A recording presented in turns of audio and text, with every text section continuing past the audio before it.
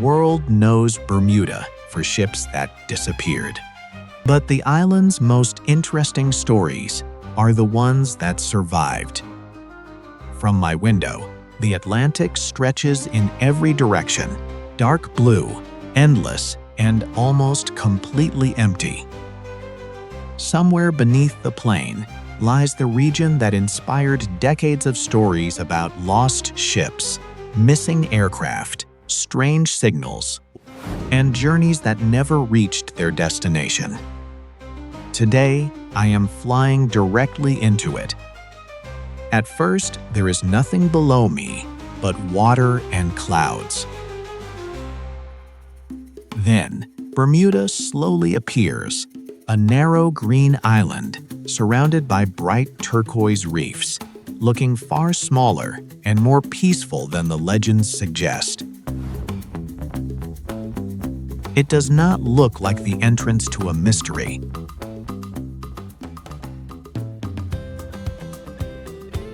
It looks like the beginning of a journey.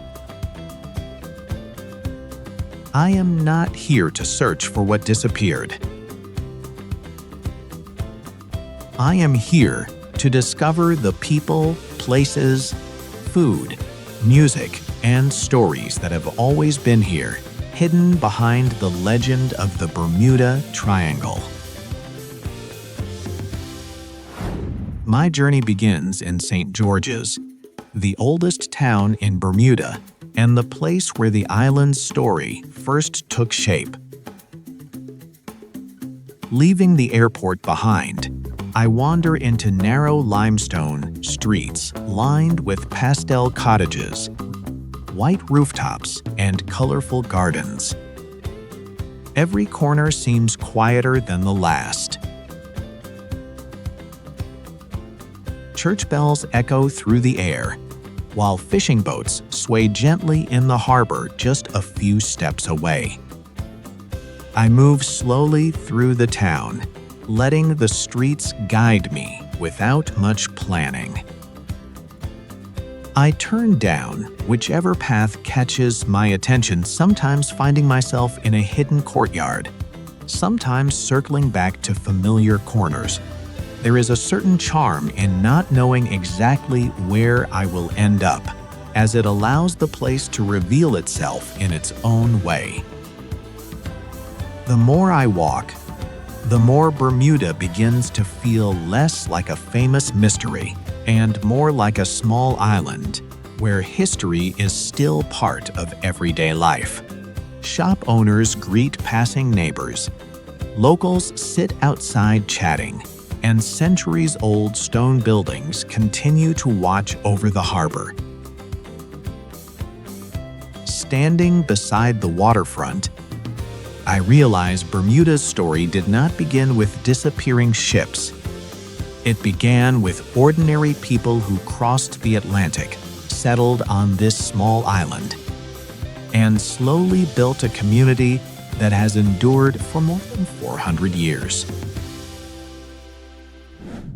From St. George's, where Bermuda began, I move toward the coast behind the legend, following the coastline toward Tobacco Bay and Fort St. Catherine. The ocean changes with every step.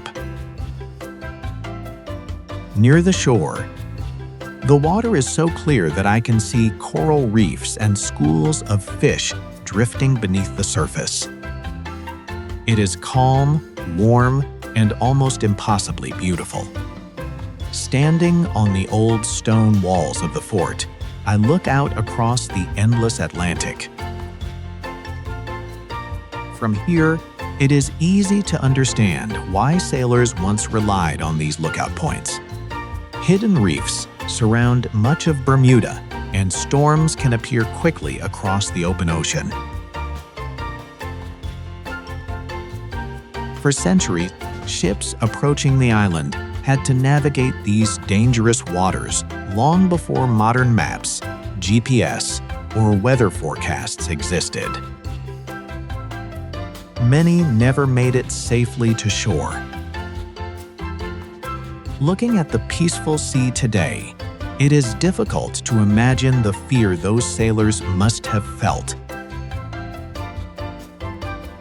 Perhaps the mystery of Bermuda was never created by supernatural forces. Perhaps the ocean itself was mysterious enough. As the waves crash gently against the rocks below, I realize the island's greatest stories are not about things that vanished into the sea, but about the people who learned to live beside it. Leaving the coastline behind, I head inland to one of Bermuda's most unexpected wonders, Crystal Caves. A staircase leads me deep beneath the island, where sunlight slowly fades and the air becomes noticeably cooler. Below, narrow floating bridges stretch across pools of crystal clear water, so still that they reflect the ceiling like a mirror. Towering stalactites and stalagmites, formed over hundreds of thousands of years, surround me in every direction. The silence feels different down here.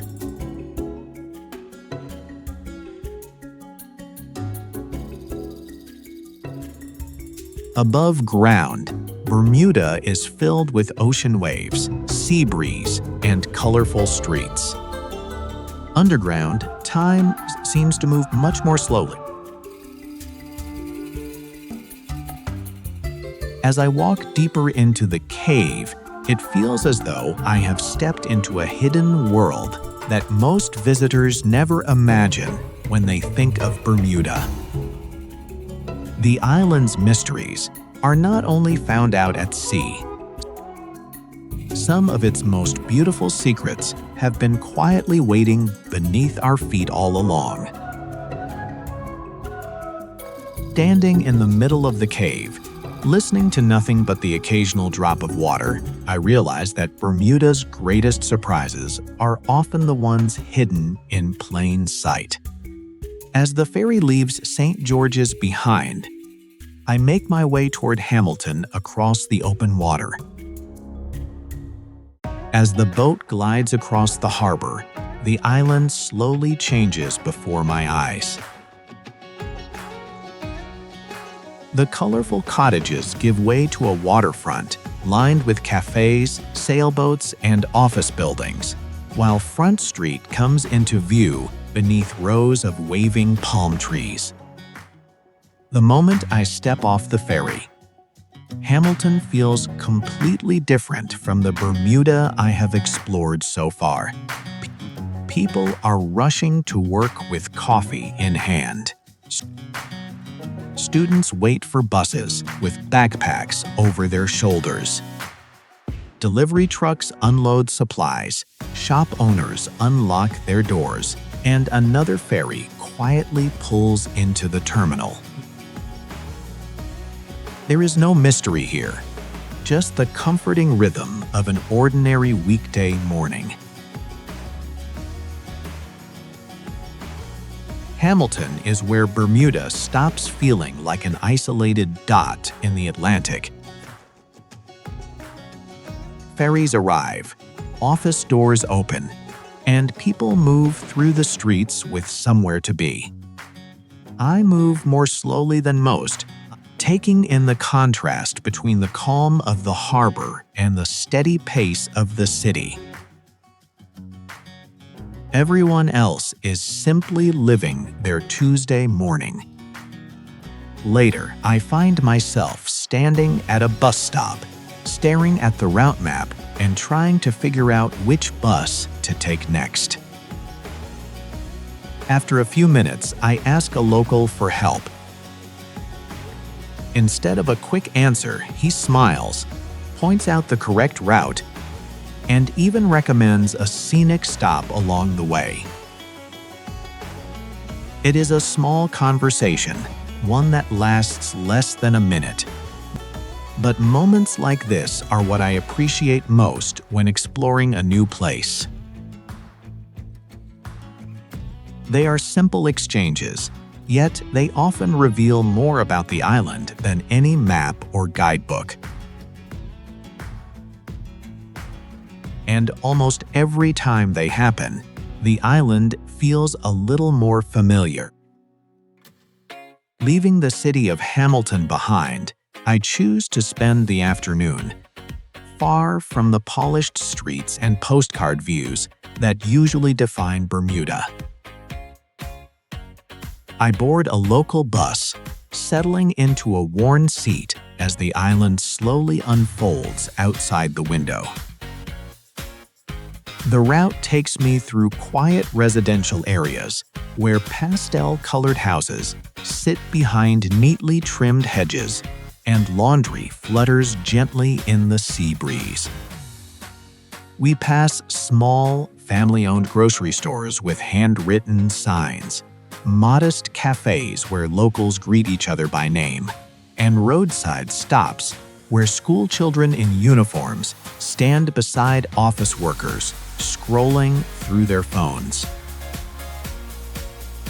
There is no rush here, only a steady rhythm of daily life that feels unbothered by tourism.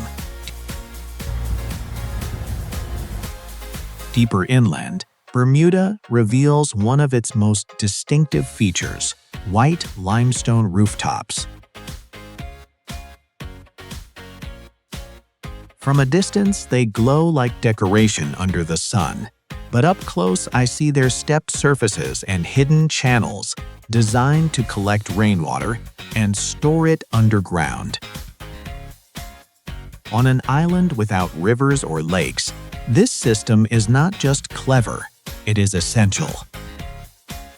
Each home quietly becomes part of a shared survival network shaped by necessity and ingenuity.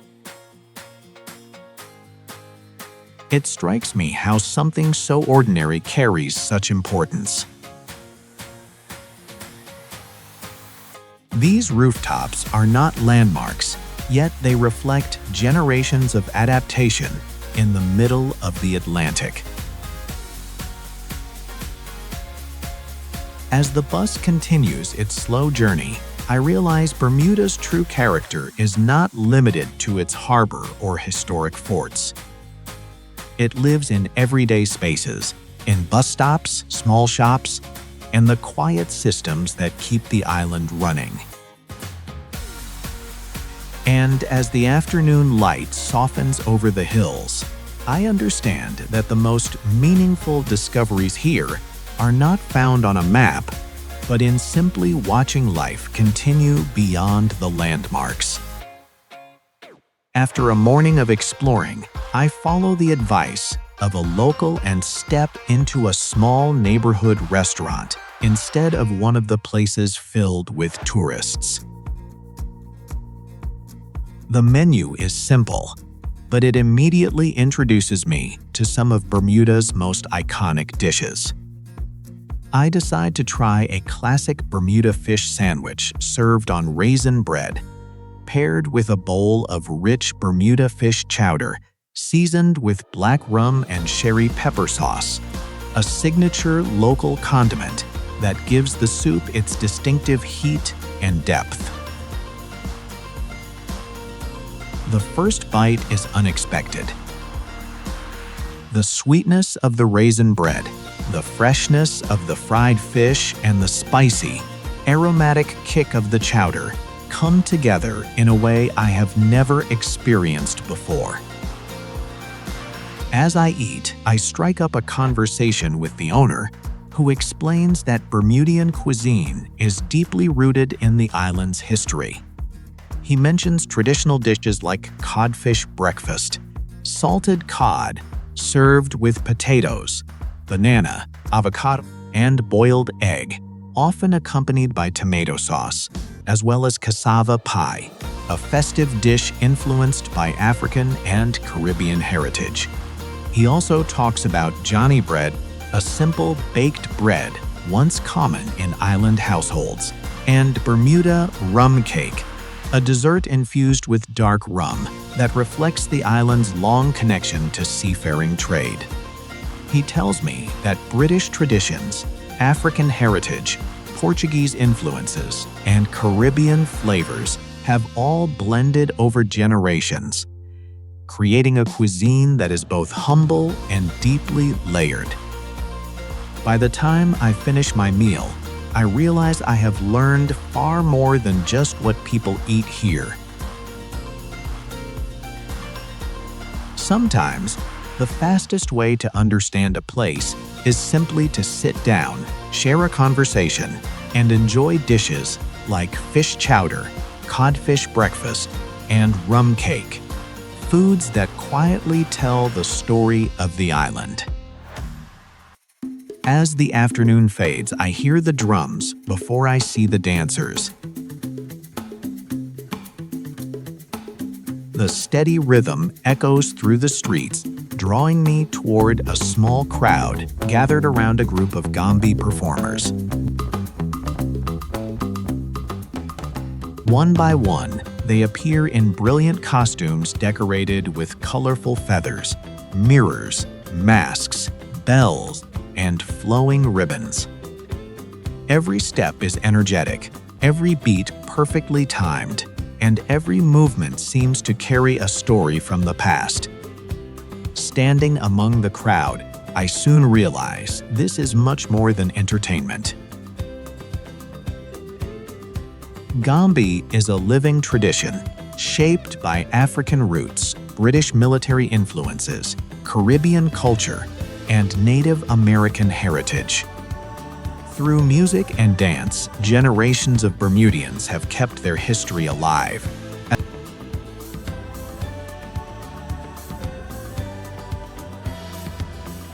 As the drums grow louder, children begin dancing beside their parents. Visitors clap along, and strangers smile at one another. For a few minutes, everyone shares the same rhythm. It is one of those moments that reminds me a place is not only defined by its landscapes, but by the traditions that continue to bring its people together.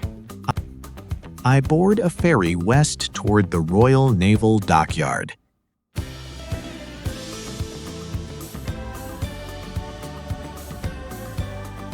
The ride is calm, with pastel houses, sailboats, and green hills drifting past on both sides. As the ferry approaches, the landscape changes. Massive stone walls rise above the water, built to protect one of Britain's most important Atlantic bases. I walk through old fortifications, quiet courtyards, and restored buildings that once housed sailors, weapons, and supplies. Today, the dockyard feels very different. Cafes, galleries, shops, museums, and cruise ships now fill the same space that was once shaped by military strategy. Standing beside the harbor, I can still feel the weight of its past, but I can also see how Bermuda has transformed it. What was once built to watch and control the ocean has become a place where travelers arrive, locals gather, and history continues to live beside modern island life. The Triangle made Bermuda famous for ships that vanished. Beneath the surface, some of those stories are still here. I join a glass-bottom boat heading beyond the calm harbor and toward the reefs surrounding the island. As the shoreline fades behind us, the water shifts from pale turquoise to deep blue. Then, through the glass beneath my feet, the outline of a shipwreck slowly appears. Broken beams, rusted metal, and pieces of the hull rest quietly among the coral.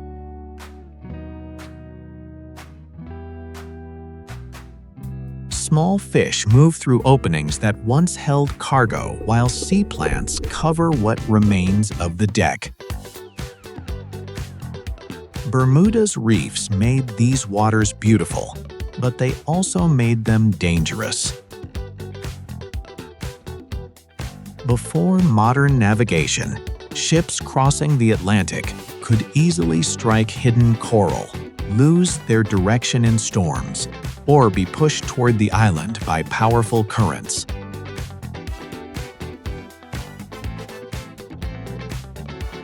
Today, the wreck is no longer only a reminder of disaster.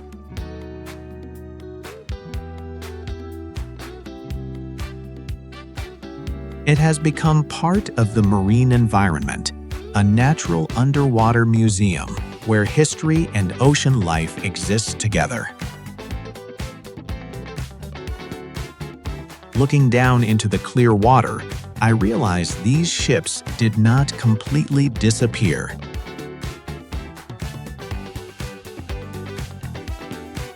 Their stories simply continued beneath the surface.